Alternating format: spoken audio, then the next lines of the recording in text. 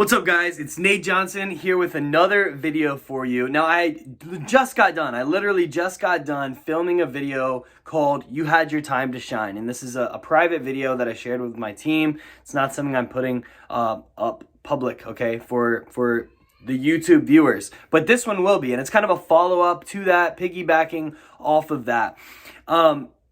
In that video, I talked about how I had my time to shine. All right.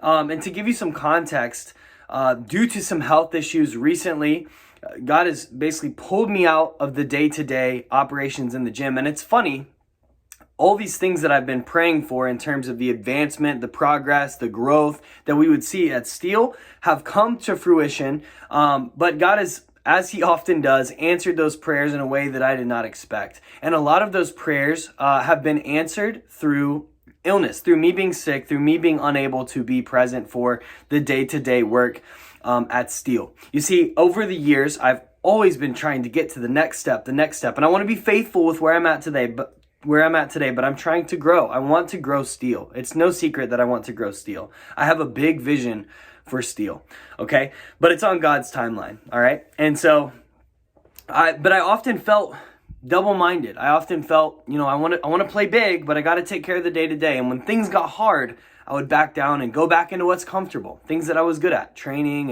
and the other day-to-day work at Steel. But recently, 6 months ago, I was dealing with these health issues to the point where I could not come in for the day-to-day anymore. And it was like God was giving me a choice. You can either do nothing, or now you can play big. You can play the big game like you've been talking about wanting to do, that you've been 1 foot in and 1 foot out. And I'm not going to do nothing. And so, he essentially forced my hand to move forward with the vision of Steel. And one of those things is that I'm no longer part of the day-to-day operations at Steel. I'm not training. I'm not signing up new clients. I'm not doing goal reviews. I'm not doing nutrition calls with clients. I have an absolutely incredible, fantastic team that does all of those things so much better than I could do them, which is a huge blessing. And so now I'm left to wear the CEO hat.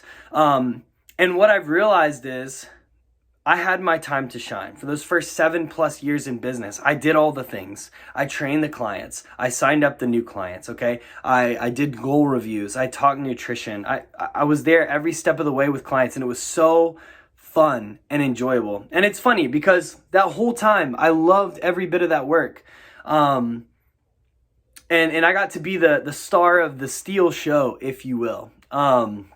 Granted, there were also a lot of stars on the team as well, but it started out with one star, and that was just me. I was the only one. And so, but in the back of my head, because I had this big vision in the back of my head, I worried, what if this is all that God has for me? I love this work, and I know that whatever his plans are, they're good, and I'm content with that. But there's still a part of me that wrestled with, what if we'll only ever have one location? What if we won't have multiple? What if we won't have 2 locations? What if this is it? And yet here I am. 7+ years have gone by, and I'm not training anymore. I'm no longer training, and I'm so excited about this next stage in business, which is what I'm going to talk about in this video. But I realized that, that season of training clients and doing all the things, it's gone.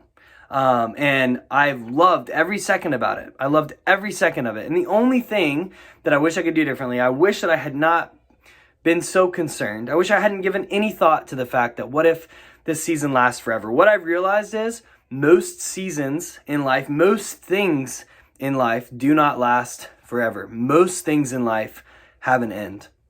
And that season of Steel seems to be over. And now we're in this next season, and it's new and exciting. And I want to talk to you about what that new season looks like. But in the past season, I had my time to shine. I did all the things, and it was so rewarding and fulfilling.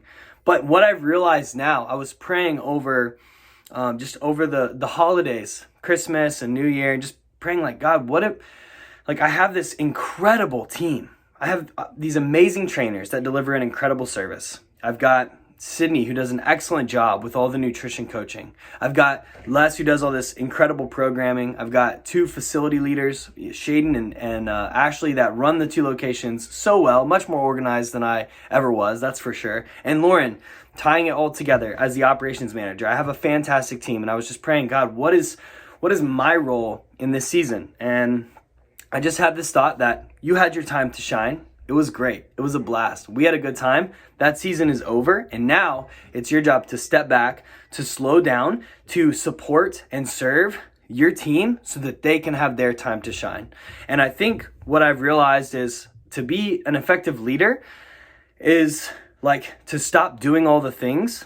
I'm not saying do it prematurely. You need to do it in a process, right? I didn't always, over the years, I've, maybe handed things off too quickly or whatever. But when you find the right people and you've got the right processes, it's time for you to step back into the coach, the support, the leader role. And your job is just to love and serve and bless and support your team, whatever they need, while they have their time to shine, okay?